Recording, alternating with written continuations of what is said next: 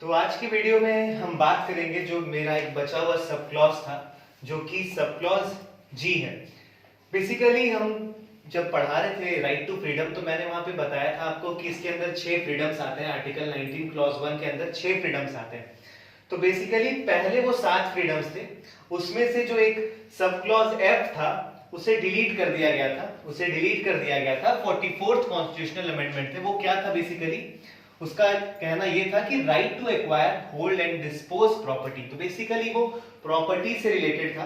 तो जो fundamental right जो हम बात करते हैं राइट टू प्रॉपर्टी की, वो बेसिकली इसी पे मेंशन था। तो इसे हटा दिया गया था। और इसे कौन से कॉन्स्टिट्यूशनल अमेंडमेंट एक्ट से हटाया गया था? तो ये 44th कॉन्स्टिट्यूशनल अमेंडमेंट एक्ट 1978 से हटाया गया था। तो याद रखिएगा, जो हमारा क्वेश्चन कभी कभी अगर आ जाता है कि जो ये प्रोविजन है right to practice any profession और to carry any occupation, trade और बिजनेस, ये कौन से आर्टिकल में आता है? तो कभी कभी क्या होता है, हमें याद रहता है कि राइट टू फ्रीडम में छह फ्रीडम्स दिए गए हैं, तो हम A B C D E F तक आते हैं, और एफ जो मेरा छठा नंबर होना चाहिए, तो इसे हम एफ कर देते हैं हमारा। लेकिन ध्यान रखिएगा ये जी है। तो एक तरह का ये चेक पॉइंट है आपको यहाँ ध्यान रखने के लिए कि एग्जाम में कभी कभी आपको कंफ्यूज कर सकता है। तो आर्टिकल 19 क्लॉज 1 सब क्लॉज जी बेसिकली डील करता है कि टू प्रैक्टिस एनी प्रोफेशन और to carry any occupation, trade और बिजनेस। इसका मतलब है कि आप किसी भी प्रोफेशन को चुन सकते हैं, किसी भी बिजनेस को कर सकते हैं, कोई भी ऑक्यूपेशन ले सकते हैं, या कुछ किसी भी चीज का ट्रेड आप कर सकते हैं। तो बेसिकली आर्टिकल 19(1) जी सिंपली यही कहता है। तो क्या ये हमेशा अप्लाई होगा या कहीं इस पे भी कुछ रिस्ट्रिक्शन वगैरह हम अप्लाई करते हैं? तो ये रिस्ट्रिक्ट हो सकता है। It may be reasonably restricted under article 19 clause 6। Article 19 clause 6 में इसके रीजनेबल रिस्ट्रिक्शन के प्रोहिबिशन मेंशन्ड है। अब ये दो तरीके से रिस्ट्रिक्ट किया जा सकता है। तो वो दो तरीका क्या है? या तो वो जनरली कोई जनरल प्रोविजन से हो सकता है, या कुछ स्पेसिफिक प्रोविजन से। जनरल मतलब सामान्य कारणों से कारण, और स्पेसिफिकली मतलब एक कोई प्रॉपर रीजन के कारण। तो हम देख सकते हैं कि जनरल में जो रीजन आते हैं वो क्या आ सकते हैं कि इंटरेस्ट ऑफ जनरल पब्लिक। मान लीजिए कि कोई एक पर्टिकुलर ऐसा एरिया है जहां सोसाइटी है, जहां पे कुछ पर्टिकुलर कम्युनिटीज के लोग रहते हैं, वो नहीं चाहते हैं कि दूसरे लोग वहां पर आए, वहां पे ट्रेड करें, वहां पे व्यापार करें। तो उनके इंटरेस्ट को देखते हुए आपके इस राइट को क्या किया जा सकता है? रिस्ट्रिक्ट किया जा सकता है। तो ये एक जनरल प्रोविजन की बात हुई, general ground, interest of general public. Specific ground पे जैसे कि बात करें, जैसे कि हो गया एलिजिबिलिटी क्राइटेरिया। जैसे कि क्या हो गया? Eligibility criteria. मान लीजिए कि आपका मन किया किसी पर्टिकुलर ऑक्यूपेशन को चूज करने का। तो जैसे कि कुछ ऐसे ऑक्यूपेशन होते हैं जहां पे आपकी प्रॉपर एलिजिबिलिटी रखी जाती है। जैसे कि अगर मान लीजिए कि आपको अगर पुलिस सर्विसेज में जाना है, तो पुलिस सर्विसेज में ये प्रिस्क्राइब रहेगा कि आपका हाइट मिनिमम 160 सेंटीमीटर से अबव होना चाहिए। तो अब ऐसा नहीं है कि जो 160 सेंटीमीटर से जो लोअर वाले हैं वो आकर के ये बोलेंगे नहीं मेरा भी मन कर रहा था पुलिस सर्विसेज को ज्वाइन करे, बट मेरे हाइट के कारण मुझे नहीं जाने दिया। हाइट तो एक नेचुरल चीज है। तो वहां पे वो कहेंगे कि नहीं, क्योंकि हाइट एक तरह का एक क्राइटेरिया है जो पर्टिकुलर जो सर्विसेज को फुलफिल कर रहा है, उसके लिए रिक्वायरमेंट है, एसेंशियल रिक्वायरमेंट है, उसमें हम कॉम्प्रोमाइज नहीं कर सकते हैं। तो बेसिकली एलिजिबिलिटी मेरा एक तरह का क्या हो सकता है? स्पेसिफिक ग्राउंड हो सकता है। कुछ मोनोपोली हो सकती है, जैसे कि मान लीजिए मोनोपोली ऑफ स्टेट की अगर हम बात करें, इस पॉइंट को अगर हमको समझाना हो, तो जैसे कि मान लीजिए किसी का शराब का दुकान है, सरकारी शराब की दुकान है, तो जो सरकार लाइसेंस प्रोवाइड कर रही है, हो सकता है वो किसी पर्टिकुलर एक या दो इंसान को ही प्रोवाइड करे, मतलब एक मोनोपोली बना दे कि हाँ हम इसी पर्टिकुलर इंसान को लाइसेंस प्रोवाइड करेंगे, या माइनिंग का जो लाइसेंस होता है ये हम इसी इंसान को देंगे, या किसी कॉन्ट्रैक्ट का लाइसेंस होता है वो हम इस इंसान को देंगे। तो उस पर्टिकुलर मोनोपोली को रोकने के लिए भी सरकार इस राइट को क्या कर सकती है? रिस्ट्रिक्ट कर सकती। तो बेसिकली ये मेरा स्पेसिफिक ग्राउंड हो गया। एक इंपॉर्टेंट जो चीज आपसे एक निकल कर आता है वो ये आता है कि रिस्ट्रिक्शन और प्रोहिबिशन में अंतर क्या है? रिस्ट्रिक्शन का मतलब सिंपली है कि कुछ थोड़े समय के लिए आपको रोकना। रिस्ट्रिक्शन का मतलब कुछ पर्टिकुलर दिनों के लिए आपको रोकना है। मतलब ऐसा मतलब नहीं कि अगर हम आपको रोक रहे हैं तो वो परमानेंट। जैसे कि अगर मान लीजिए फंडामेंटल राइट्स आपका रिस्ट्रिक्ट किया गया है, तो इसका मतलब ये नहीं कि हमेशा के लिए रिस्ट्रिक्ट किया गया है। एक पर्टिकुलर कंडीशन, पर्टिकुलर कारणों के कारण ही रिस्ट्रिक्ट किया है। जब वो कारण हट जाएंगे तो आपके फंडामेंटल राइट्स आपको वापस दे दिए जाएंगे। लेकिन प्रोहिबिशन का मतलब होता है कि कंप्लीटली हटा देना।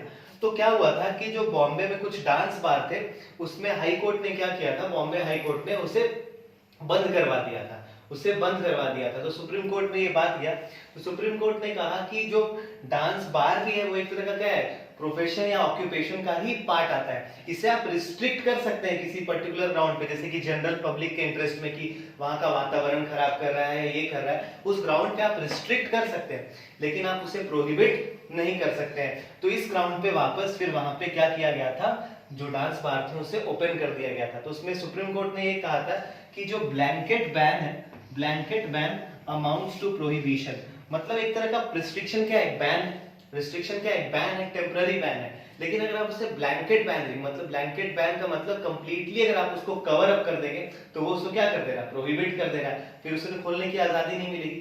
तो ये ध्यान रखिएगा कि प्रोहिबिशन और रिस्ट्रिक्शन दोनों वर्ड अलग अलग है। ये तो मेरा बेसिक बात हुआ। इसके बाद जो इंपॉर्टेंट पॉइंट और इस आर्टिकल से निकल के आता है वो ये आता है कि it is available to citizens only, it is available to citizens only.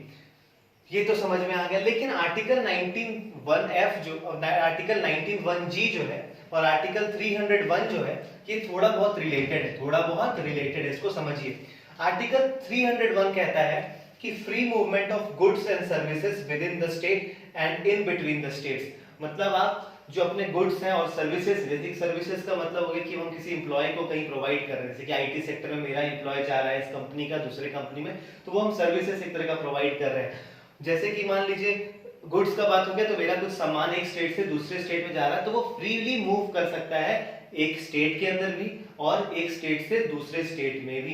तो अगर आप ट्रेड करेंगे या किसी बिजनेस करेंगे तो आपको ये एक एसेंशियल क्राइटेरिया होना चाहिए। अगर मान लीजिए मैं बिजनेस करता हूं लेकिन मुझे ये आजादी ही नहीं दी गई कि मैं अपने जो ट्रेड्स हैं, जो अपने गुड्स एंड सर्विसेज हैं, उसको एक स्टेट से दूसरे स्टेट में फ्रीली मूव करा पाऊं, तो मेरा बिजनेस फ्लरिश कर ही नहीं पाएगा। तो बेसिकली ये जो आर्टिकल है, आर्टिकल 301 जो है, ये क्या प्रोवाइड कर रहा है, ये आर्टिकल 19(1)(g) को एक कॉम्प्लीमेंट कर रहा है, मतलब उसे सपोर्ट कर रहा है, उसे बढ़ावा दे रहा है, मतलब उसे हिम्मत दे रहा है, उसे और ताकत दे रहा है। और ये जो आर्टिकल 301 है, ये बेसिकली इस पे भी रीजनेबली रिस्ट्रिक्शंस लगाए जा सकते हैं, इस पे भी रीजनेबली रिस्ट्रिक्शन लगाए जा सकते हैं। और ये जो आर्टिकल 301 है, ये सिटीजंस के लिए भी अवेलेबल है और नॉन सिटीजंस के लिए भी अवेलेबल है। मान लीजिए कोई फॉरेन कंपनी आकर के यहाँ पे अपने बिजनेस को स्टैब्लिश करती है, तो ऐसा तो नहीं बोलेगा ना कि तुम फॉरेनर हो तो तुमको नहीं, तुम्हारे सामान को एक स्टेट से दूसरे स्टेट में मूव करने नहीं देंगे। तो इसका मतलब ये है कि उनके लिए भी ये अवेलेबल है। तो क्वेश्चन कभी अगर मान लीजिए आपको आ गया कि free movement of goods and services with in the state and with in the end between the states, तो क्या होता है कंफ्यूजन कि हमको ये ध्यान रहता है कि ट्रेड करना, बिजनेस करना, ये आर्टिकल 19 का पार्ट है और इस क्वेश्चन को हम आर्टिकल 19 में इसको टिक करके आ जाते हैं। तो ये ध्यान रखिएगा, ये आर्टिकल 301 का पार्ट है। तो ये एक तरह का कैसा राइट है, ये कैसा राइट है, फंडामेंटल राइट नहीं है, ये कॉन्स्टिट्यूशनल राइट है। ये कैसा राइट है, कॉन्स्टिट्यूशनल राइट है, संविधान में मेंशन्ड है बट फंडामेंटल राइट नहीं है, मतलब इसका हनन हो सकता है तो आप सुप्रीम कोर्ट डायरेक्टली नहीं जा सकते हैं, ये ध्यान रखिएगा। और ये आर्टिकल 19 कैसा है, मेरा फंडामेंटल राइट है। तो ये था मेरा बेसिकली आर्टिकल 19 पूरी तरह से कंप्लीट हो गया है। आप इसे नोट कर लीजिए, फिर हम स्टार्ट करेंगे आर्टिकल 20। आप इसे नोट कर लीजिए। अब हम बात करेंगे आर्टिकल 20 के बारे में बात करेंगे कि आर्टिकल 20 क्या कहता है और इसका क्या लैंग्वेज है। तो बेसिकली आर्टिकल 20 बहुत ही सिंपल है और आप इसे कॉमन लाइफ में भी इसके बारे में जानते होंगे, बट आपको शायद ये कभी पता नहीं चला होगा कि आर्टिकल 20 का पार्ट है। तो आर्टिकल 20 कहता है कि protection from conviction in certain cases, मतलब अगर कन्विक्शन होता है, मतलब अगर आपको मान लीजिए कोई पकड़ के कोई केस में ले गया, समझ में, और आपका ट्रायल वायल चल रहा है कोर्ट में, तो आपको किस तरह का प्रोटेक्शन दिया जा सकता है उसको देखते हैं। तो बेसिकली 3 प्रोटेक्शन आपको प्रोवाइड किया जा सकता है। कन्विक्शन मतलब जैसे कि मान लीजिए, मैं आपको समझाता हूं, अगर आप ये 3 प्रोविजन देखिएगा तो आपको और क्लियरली समझ में आएगा। पहले इन्हें देखते हैं। तो पहला प्रोविजन कहता है against x post facto law, against x post facto law.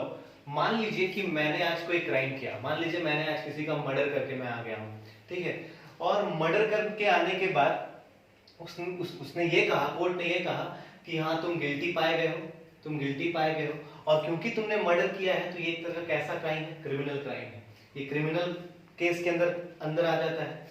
उसके बाद जब मेरी कानूनी प्रक्रिया चल रही थी, तो जब मुझे जजमेंट सुनाया गया, तो जजमेंट में मुझे कह दिया गया कि तुम्हें 10 साल का जेल होगा। जो मर्डर का अगर बात करें कि मर्डर का जजमेंट जो आता है, वो कह दिया कि 10 साल का तुम्हें जेल होगा, ये एक सजा निर्धारित है मर्डर का। लेकिन उसके बाद विरोध होने लगा। विरोध होने के बाद क्या हुआ, विरोध होने के बाद ये कहा गया कि मर्डर के केस में सिर्फ 10 साल का सजा नहीं होना चाहिए, इसको उम्र कैद का सजा दे दो या फांसी का सजा दे दो।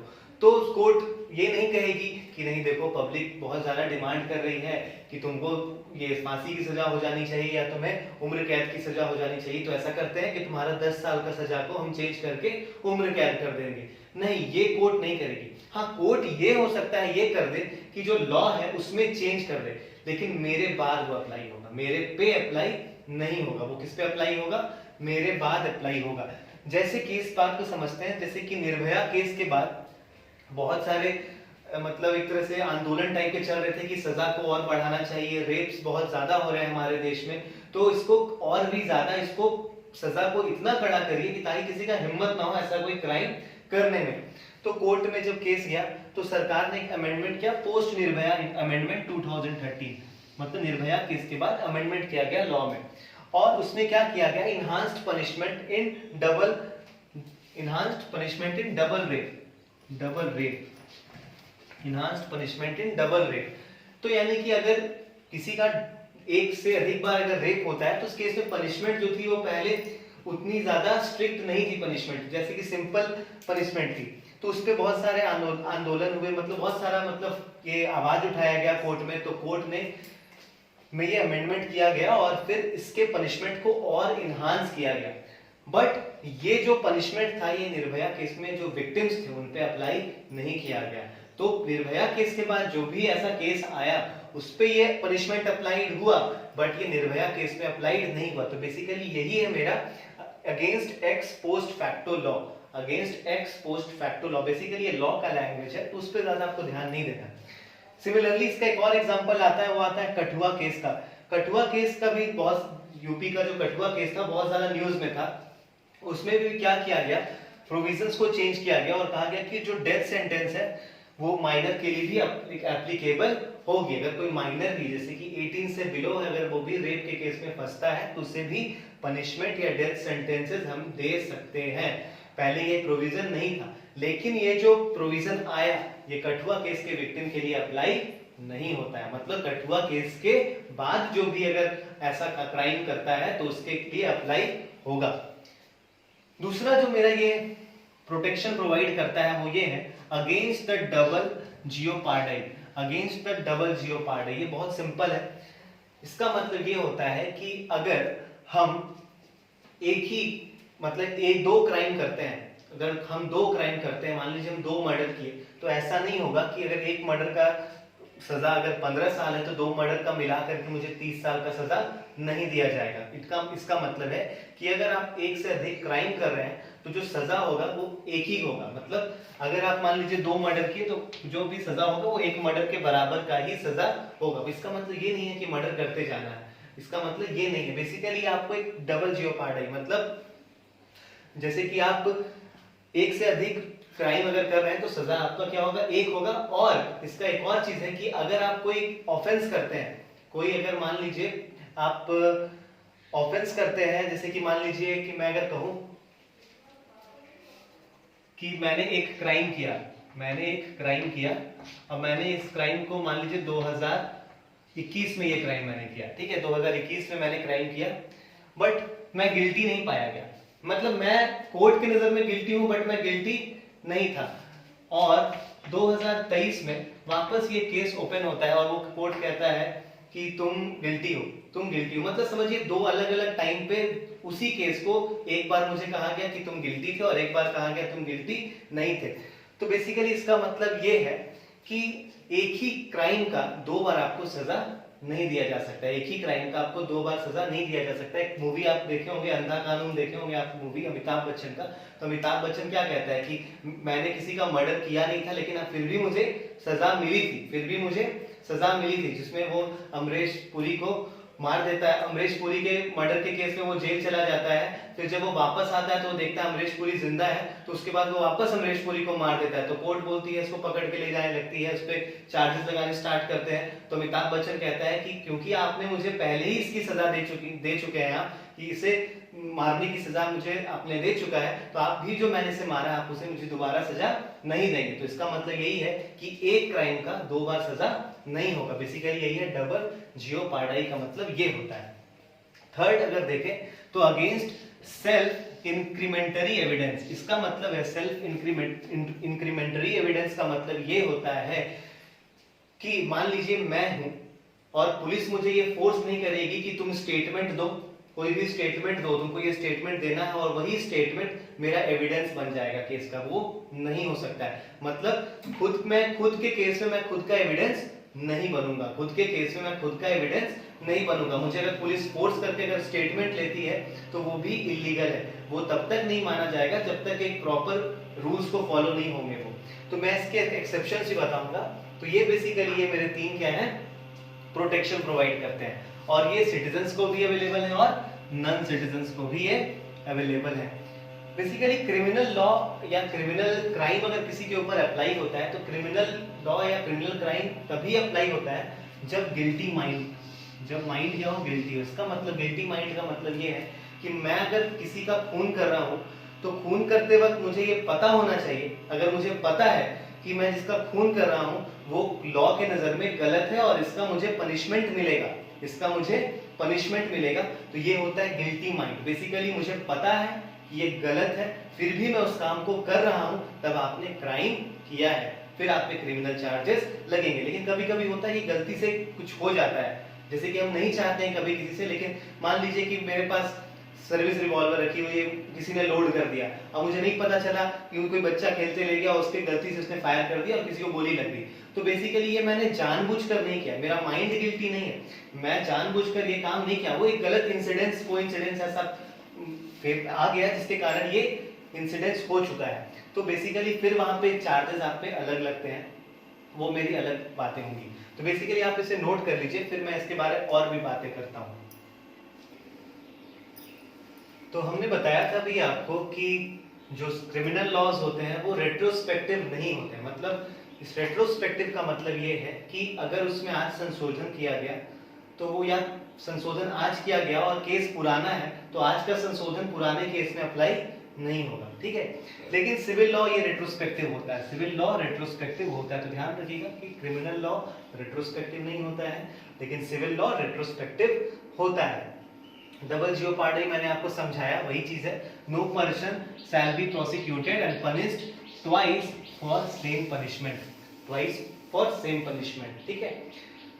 एक और थर्ड पॉइंट जो यहाँ पे बहुत ज्यादा इंपॉर्टेंट है वो ये है कि although there can not be 2 sets of punishment for 1 act of crime, अगर आप एक क्राइम करते हैं तो उसके लिए 2 अलग अलग पनिशमेंट नहीं दिया जाएगा, 2 अलग अलग पनिशमेंट नहीं दिया जाएगा। जैसे कि अगर मुझे कहा जा रहा है कि मैंने अगर किसी चोरी की, अगर मैंने अगर मान लीजिए चोरी की, तो चोरी के लिए मुझे हो सकता है कि 2 साल का जेल मिले, लेकिन मुझे ऐसा नहीं होगा कि तुमने 2 साल का जेल ही मिलेगा और फिर 2 साल का इतना तुमको 4 साल के वाला उसके बाद और जेल बिताना। तो मतलब अलग अलग सजा मुझे नहीं दी जाएगी, एक क्राइम के लिए एक ही सेट ऑफ सजा मिलेगी। लेकिन इसका मतलब ये नहीं है कि उसके एंगल्स चेंज हो जाएंगे, जैसे कि but there may be 1 civil and 1 criminal consequences. जैसे कि मान लीजिए कि कोई ऑफिसर है जो ब्राइब लेते हुए पकड़ा गया, जो ब्राइब लेते हुए पकड़ा गया, तो उस पे क्रिमिनल चार्जेस भी लग जाएंगे और सिविल चार्जेस भी लग जाएंगे। तो सिविल के चार्ज में उससे क्या हो जाएगा, उससे कुछ फाइन इंपोज कर दिया जाएगा कि तुम्हें फाइन इतना भरना होगा, और क्रिमिनल जो केस के कारण उसमें जो रिजल्ट आएगा हो सकता है कि उसे नौकरी से हटा दिया जाए। तो ये 2 अलग अलग चार्जेस हो गए उसके खिलाफ, तो एक क्रिमिनल कॉन्सिक्वेंसेस हो गया और एक सिविल कॉन्सिक्वेंसेस हो गया। तो एक एक्ट के लिए एक आपका सिविल कॉन्सिक्वेंसेस भी हो सकता है और एक क्रिमिनल कॉन्सिक्वेंस भी हो सकता है। अब ये जो हमने पढ़ा आर्टिकल 20 पढ़ा, इसके कुछ एक्सेप्शंस भी होते हैं, तो उन एक्सेप्शंस को हम ध्यान में देखते हैं कि वो एक्सेप्शंस क्या है। जैसे कि अगर मान लीजिए किसी भी इंसान का या किसी भी पर्सन का अगर स्टेटमेंट 1 सेक्शन 164 सीआरपीसी के अंतर्गत रिकॉर्ड किया जाता है, तो वो स्टेटमेंट को एज एन एविडेंस माना जाएगा, मतलब कोर्ट उसको ऐसे नकार नहीं सकती है। तो सेक्शन 164 सीआरपीसी के अंतर्गत अगर कोई भी जुडिशियल मैजिस्ट्रेट के सामने अगर आपका स्टेटमेंट रिकॉर्ड होता है तो वो एडमिनिसिबल होगा, मतलब उसे मान्य माना जाएगा। जैसे कि अगर हम पुलिस के सामने कोई स्टेटमेंट दे देते हैं तो पुलिस के जो सामने मेरा स्टेटमेंट होगा उसे एविडेंस या उसे मेरा मतलब ना गुनाह कबूलने का स्टेटमेंट नहीं माना जाएगा। लेकिन 164 सेक्शन 164 सीआरपीसी के अंतर्गत अगर हम जुडिशियल मैजिस्ट्रेट के सामने कोई अगर स्टेटमेंट बोलते हैं या अपने गुनाह को कबूल कर लेते हैं तो वो मेरे पे चार्जेस साबित कर देता है। ये था मेरा एक पहला एक्सेप्शन। जैसे कि मैंने कहा था कि मैं अपने खुद के केस में खुद का जो होता है ना कि मैं खुद के केस में खुद एविडेंस नहीं बन सकता हूं, तो एक तरह का उसका एक्सेप्शन है। सेकंड जो ये है कि police can forcibly collect fingerprint and other body tissue. Police जो होगी वो मुझसे फोर्सिबली क्या कलेक्ट कर सकती है, fingerprint and other body tissue. ये इसका बेसिकली ये मतलब होता है कि जैसे कि मान लीजिए कि कहीं क्राइम ऐसा हुआ, वहां पे कुछ ट्रेसेस मिल गए आपके और आप एक होता है ना कि सब के निगाहों से आप पुलिस के नजर में है, तो वो हो सकता है कि आपके टिश्यूज वगैरह ले लें वहां जो सैंपल है उससे मैच करने के लिए, तो वो पुलिस कर सकती है, उसमें आप मना नहीं कर सकते। तो ये भी एक तरह का एक्सेप्शन है।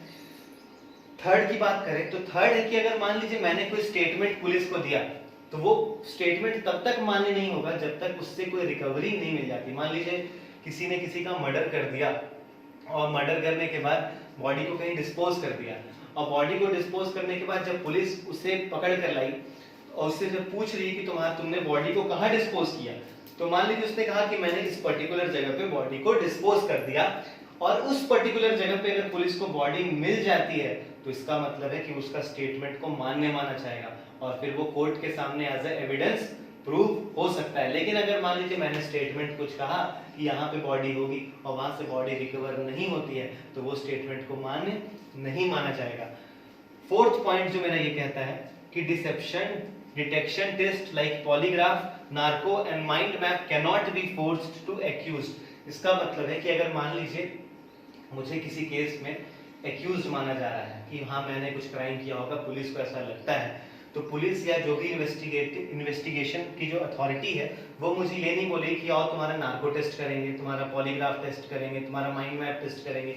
ये मेरे से वो विदाउट मेरे परमिशन से नहीं कर सकती है। उससे सबसे पहले कोर्ट में जाकर के प्रॉपरली परमिशन लेना पड़ेगा। उस परमिशन में ये होना चाहिए कि हाँ जो एक्यूज है उसने एक्सेप्ट किया है कि वो टेस्ट के लिए रेडी है। अगर मैं रेडी नहीं हूं तो मुझे पुलिस फोर्स नहीं करेगी। और अगर मान लीजिए इस टेस्ट में जो भी एविडेंस आते हैं वो मेरे फेवर में नहीं आते हैं, इसका मतलब है कि हाँ मुझे लग रहा है कि हाँ इससे मैं गिल्टी साबित हो जाऊंगा, तो कोर्ट उसे एविडेंस नहीं मानेगी। कोर्ट उसे एविडेंस नहीं मानती, मतलब पॉलीग्राफ टेस्ट, नार्को टेस्ट और माइंड मैप टेस्ट को कोर्ट एविडेंस नहीं मानती है, कोर्ट एविडेंस नहीं मानती। लेकिन इसको एविडेंस कब मानेगी कि मान लीजिए मेरा नार्को टेस्ट हुआ, पुलिस ने मुझे मतलब तब उस टाइम पूछा कि तुम बताओ कि तुमने बॉडी का क्या किया, जिस बॉडी को तुमने चलाया या मारा वो बॉडी कहाँ है, तो मैंने कुछ भी कह दिया, मैंने एक पर्टिकुलर जगह का नाम ले लिया और उस जगह पे अगर बॉडी मिल जाती है तो फिर यानी कि वो मेरा एविडेंस की तरह ट्रीट किया जाएगा। तो बेसिकली ये जो केस था ये सेल्वी वर्सेस कर्नाटक का केस में से दिया गया था। तो कभी कभी पूछ देता है Selvi versus Karnataka case, Selvi versus Karnataka case, Karnataka case. तो ये था मेरा बेसिकली आर्टिकल 20 जो बहुत ही सिंपल है और क्वेश्चन बेसिकली क्या आ सकते हैं आर्टिकल 20 से मैं आपको बताता हूँ। क्वेश्चन ये आता है कि concept of double jeopardy is mentioned in which article. Article 20 में ये मेंशन्ड है। और जो 3 ब्लैंकेट प्रोटेक्शन प्रोवाइड होते हैं उससे क्वेश्चन डायरेक्टली कभी कभी आ जाते हैं। तो कभी कभी क्वेश्चन के ये भी आ सकता है स्टेटमेंट वाइज में कि क्या पॉलीग्राफ टेस्ट, नार्को टेस्ट या माइंड मैप टेस्ट को एज एविडेंस माना जा सकता है, या फिर कोई भी इन्वेस्टिगेटिंग अथॉरिटी आपको क्या डायरेक्टली फोर्स कर सकती है उसके लिए, तो नहीं, वो मुझे डायरेक्टली फोर्स नहीं कर सकती है और उसे एविडेंस की तरह तब तक ट्रीट नहीं किया जाएगा जब तक उसके बेस पे रिकवरी हो नहीं जाती है। तो बेसिकली ये था मेरा आर्टिकल 20, इसे आप ध्यान रखिएगा। तो मेरा आर्टिकल 12 से लेकर के आर्टिकल 20 तक कंप्लीट हो चुका है। अब हम जो कल बात करेंगे वो आर्टिकल 21 चलेगा, जो कि एक बहुत बड़ा टॉपिक है खुद में। इसमें हम बहुत सारे जो केसेस हैं, जो रिलेवेंट केसेस हैं, जो बर्निंग केसेस हैं, उसको समझेंगे। जैसे कि आधार जजमेंट हो गया, राइट टू डेथ हो गया, फिर आपका इसमें और भी केसेस आ जाते हैं, जैसे कि डीएनए रेगुलेशन बिल पे भी केसेस आएंगे। और भी इसमें केसेस हैं जिसके बारे में मैं आपको डिटेल में नेक्स्ट वीडियो में आर्टिकल 21 को कंप्लीट करने का कोशिश करूंगा। मुझे बहुत लोगों ने रिक्वेस्ट किया कि मैं थोड़ा यूपीएससी के सिलेबस को मैं क्या कर सकूं, थोड़ा बता सकूं। तो मैं यूपीएससी के सिलेबस को और उसके जो भी तरीके होंगे कि आप किस तरह प्रिपरेशन को प्रोसीड करिए, किस तरह से प्रिपरेशन को होलिस्टिक बना सकते हैं, किस मटेरियल्स पे आप रिलाय करिए, वो सारे चीज़ों को मैं एक सेपरेट वीडियो में मैं बताऊंगा। कुछ लोगों ने ये भी रिक्वेस्ट किया था कि आप कॉन्स्टिट्यूशंस के जो बेसिक पार्ट्स होते हैं, जैसे कि आर्टिकल्स हो गया, शेड्यूल्स हो गया, पार्ट्स हो गया, इसको आप समझाइए एक पर्टिकुलर वीडियो में। तो मैं उस पर भी एक वीडियो बनाऊंगा। मैं जब फंडामेंटल राइट्स कंप्लीट कर लूंगा तो उसके बाद मैंने कहा है कि मैं फंडामेंटल राइट्स के जितने भी एमसीक्यूज होते हैं मैं उन्हें बताऊंगा, जो प्रीवियस ईयर आए हुए हैं और जो एक्सपेक्टेड है कि आ सकते हैं, मैं उन्हें कवर करने की कोशिश करूंगा।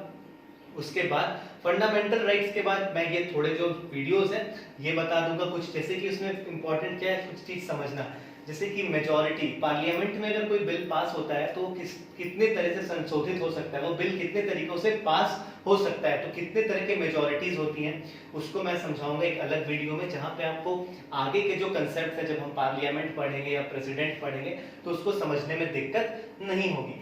तो बेसिकली हम फिलहाल फंडामेंटल राइट को कंप्लीट करेंगे और बीच में हम किसी एक वीडियो में जो आपका यूपीएससी का जो सिलेबस है प्रीलिम्स का और मेंस का, हम उसको कवर अप कर देंगे। तो फिलहाल आज के लिए इतना ही था, मिलते हैं कल नेक्स्ट वीडियो में। Thank you very much.